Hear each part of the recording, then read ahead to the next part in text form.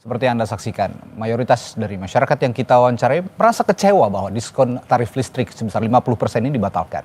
Untuk membahas hal ini saat ini sudah bersama kita Wihadi Wianto, anggota Komisi 11 fraksi Partai Gerindra, dan Bima Yudhistira, Direktur Eksekutif Selyos. Selamat malam Bapak-Bapak. Selamat malam. Baik, selamat malam. Saya ke Pak Wihadi dulu. Yang jadi pertimbangan Pak Wihadi berdasarkan komunikasi Anda dengan pemerintah, diskon tarif listrik 50% nggak jadi dikeluarkan. Ini masyarakat sudah banyak yang berharap, mereka jadi kecewa. Gimana nih Pak Wihadi? Jadi begini, diskon listrik ini dan saat ini pemberian yang semua kemarin mengutip adanya pemberian diskon itu kan belum sampai kepada tahap ratas. Jadi memang belum diputuskan gitu kan. Jadi kenapa seakan-akan dibatalkan? Bukan dibatalkan, tetapi kan yang kemarin itu kan belum waktu kemarin masih dilakukan ya. Kemudian pada saat ratas itu kan belum selesai. Nah, kalau sekarang mengenai masalah subsidi listrik itu kan tetap disubsidi oleh pemerintah. Tetapi sekarang ini adalah yang dilakukan itulah pada saat kemarin stimulus itu ada diadakan diskon. Nah, permasalahan diskon ini yang kemarin itu masih memang belum selesai, artinya apa? Secara administrasi belum selesai. Artinya di sini memang pertimbangannya adalah dengan bulan Juni dan Juli itu dilakukan adalah pemerintah memberikannya dengan secara langsung. Jadi secara langsung ini kan kita bantuan tunai juga ditambah itu sejumlah sekitar 200 atau 300 di situ ya. Nah, ini kan penambahan ini sebenarnya kalau dilihat bahwa ini adalah memang sudah diberikan kepada masyarakat untuk langsung mereka mendapatkan uang tunai tersebut. Jadi 4 stimulus itu juga bisa dilaksanakan langsung. Jadi hal ini mesti harus juga media ini mesti harus juga melihat bahwa ini kan belum melalui ratas, tapi kan sudah ramai. Nah, ramainya ini kan karena apa? Karena memang kemarin Menko itu melakukan ratas di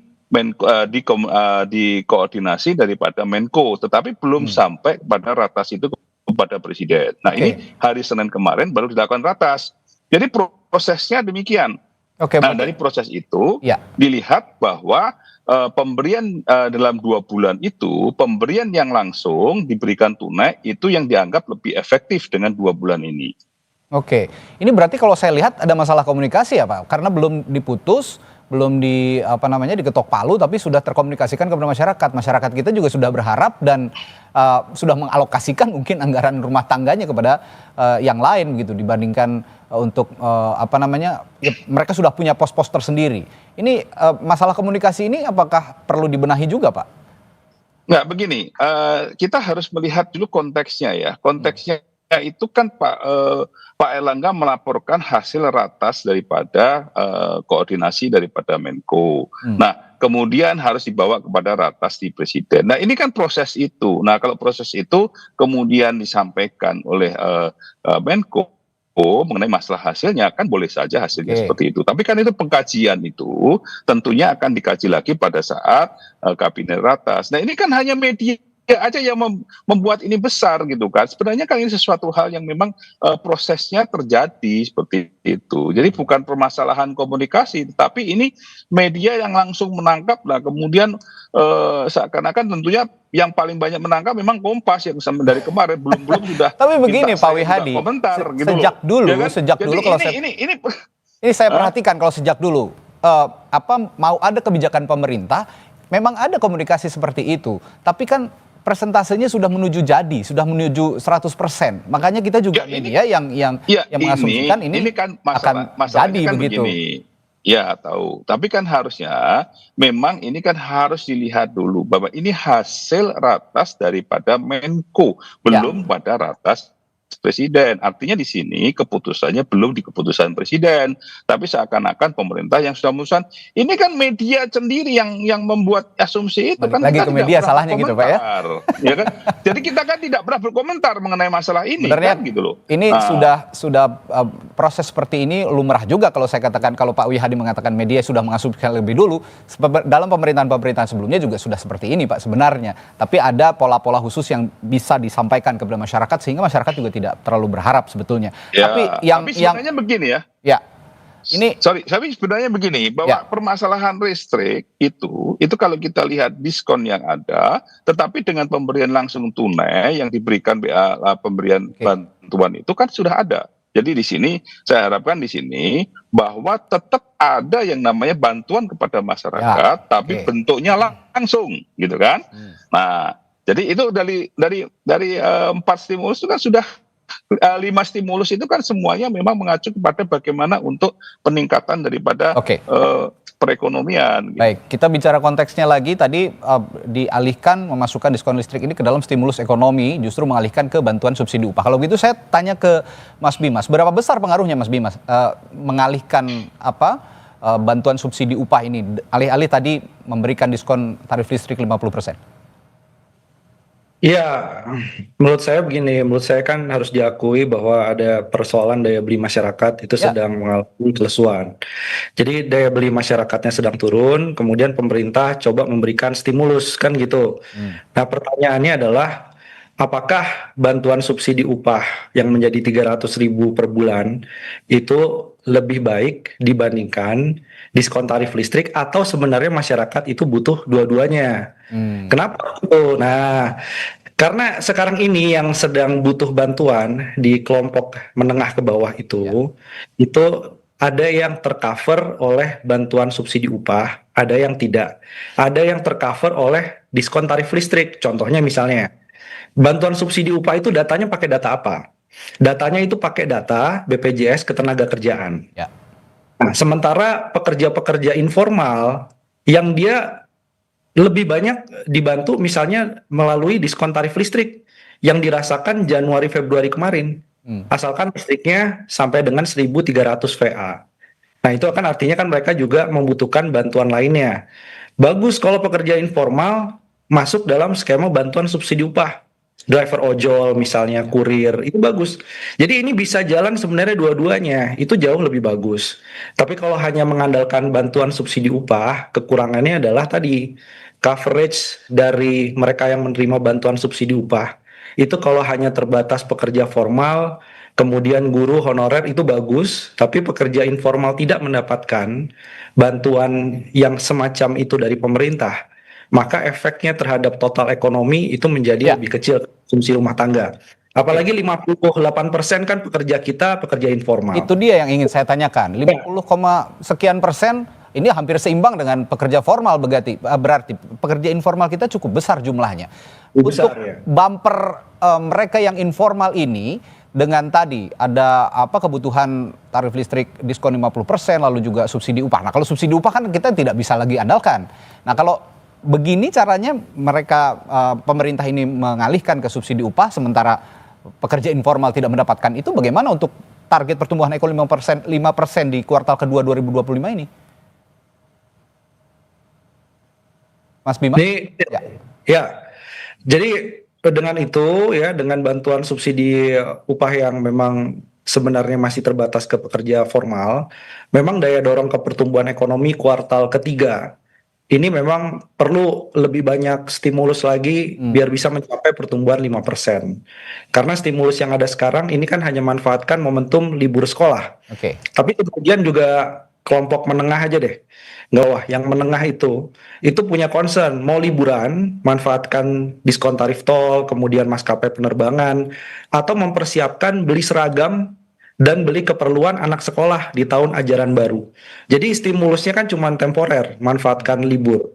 Nah, kita sebenarnya dari awal merekomendasikan stimulus itu harus satu paket kebijakan yang covernya luas Oke. dan tenornya panjang. Jadi bisa dirasakan sampai akhir tahun 2025. Mereka yang belum masuk bantuan subsidi upah dimasukkan.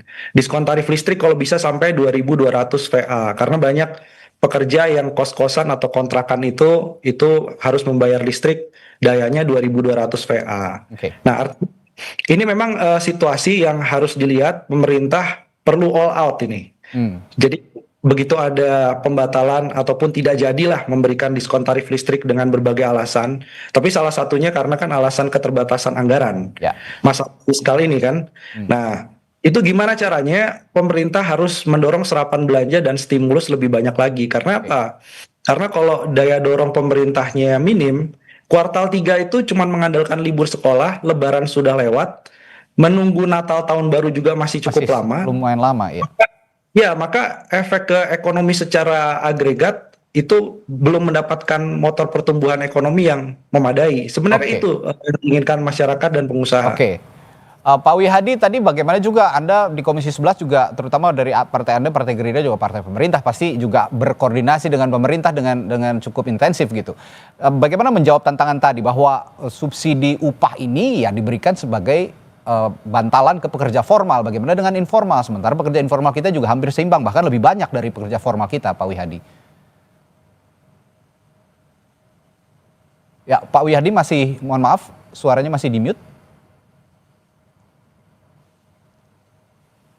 Ya, Pak Wihadi.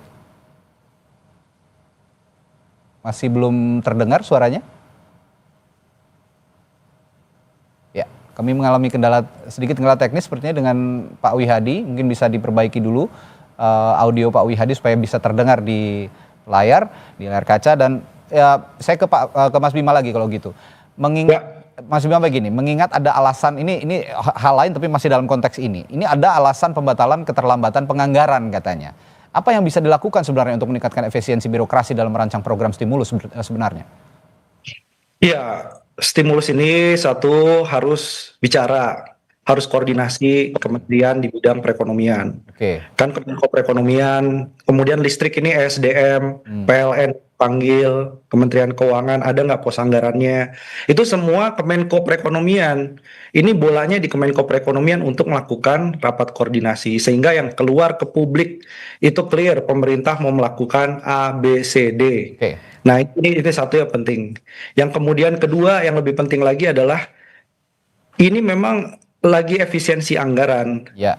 Tapi sudah terlihat jelas bahwa di kuartal pertama pemerintah efisiensi belanja pemerintah minus 1,3% secara tahunan itu tidak baik bagi perekonomian. Oleh karena itu pemerintah di sisa kuartal sampai akhir 2025 ini kan harus mengeluarkan paket-paket stimulus tadi untuk mendorong orang belanja, mendorong pengusaha juga melakukan ekspansi. Nah, ini artinya apa? Artinya anggaran harus disiapkan jauh-jauh hari untuk melakukan stimulus. Dan harapannya tidak terlalu mendadak seperti ini. Jadi pengusaha itu kan view-nya paling tidak lah 3 bulan sebelumnya kan pemerintah mau melakukan apa, mau melakukan gebrakan apa untuk stimulus ekonomi.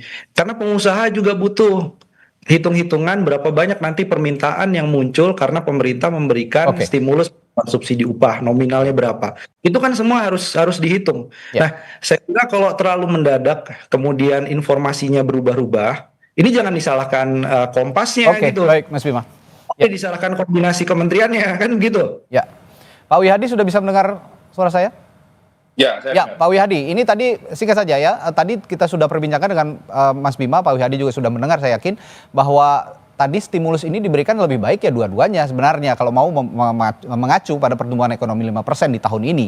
Nah, sedangkan sekarang kan dialihkan ke subsidi upah, sedangkan sektor informal tidak akan mendapatkan subsidi upah. Bagaimana respons Anda soal ini? Jadi begini, satu hal yang mesti harus dipahami bahwa pemberian stimulus ini kan memang untuk mendorong pertumbuhan ekonomi. Nah, kita melihatnya bahwa saat ini kan untuk yang menengah bawah kan sudah ada dengan sembako, dan sembako juga kita tambah, kartu sembako juga kita tambah, dan tambah dengan uang tunai. Nah, ini adalah untuk mendorong namanya daya beli. Hal seperti ini kan memang ada stimulus yang itu. Nah, kalau kita bicara mengenai masalah PLN, itu kembali lagi bahwa alasan bukan karena memang tidak ada dana, dan kita bicara masalah efisiensi bukan pada masalah ini. Semua anggaran APBN itu tetap tidak berubah, itu tetap ada dengan angka 3.600. Nah, kemudian kalau kita lihat di sini, kenapa mengenai masalah PLN ini tidak jadi? Karena gini, stimulus yang dilakukan yang lalu, itu PLN sudah ada, kita berikan diskon untuk PLN. Nah, di sini kan ada sistem daripada administrasi yang belum terselesaikan, sehingga kita melihat bahwa saat ini karena waktunya pendek 2 bulan dan sekarang di bulan Juni, maka harus diberikan dalam bentuk langsung. Nah, ini adalah komunikasi-komunikasi yang dilakukan pada saat rapat terbatas oleh Presiden.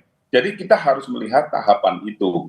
Jadi saya kira kita mesti harus melihat juga bahwa memang stimulus-stimulus itu didorong untuk memberikan pertumbuhan ekonomi. Kita melihat di sini golongan menengah menginginkan adanya mereka kemudian ada tol, tarif tol. Tarif tol ini kan tidak hanya kepada masalah orang yang berjalan untuk liburan, tetapi itu kan juga angkutan atau moda tiap hari yang di tol itu diberikan diskon. Nah, ini kita harus tahu permasalahan ini bahwa memang kita mendorong yang namanya saving daripada kos yang harus dikeluarkan untuk pembayaran tol ini bisa dilakukan untuk yang lain.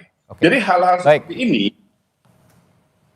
seperti ini bisa dilakukan dan ini adalah menumbuhkan yang namanya mereka saving daripada yang harus dikeluarkan oleh tol. Berarti bisa terkurang. Ada bumper-bumper lain tadi kalau kata Pak Wihadi seperti tol dicontohkan begitu ya. Berikut juga skema-skema yang lain karena kalau memang mengandalkan subsidi upah ya itu tadi karena sektor-sektor informal juga tidak tercover. Baik, semoga ada solusi terbaik untuk masalah ini. Terima kasih Pak Wihadi, Mas Bima sudah bergabung di Sapa Indonesia malam hari ini. Sampai jumpa lagi, selamat malam.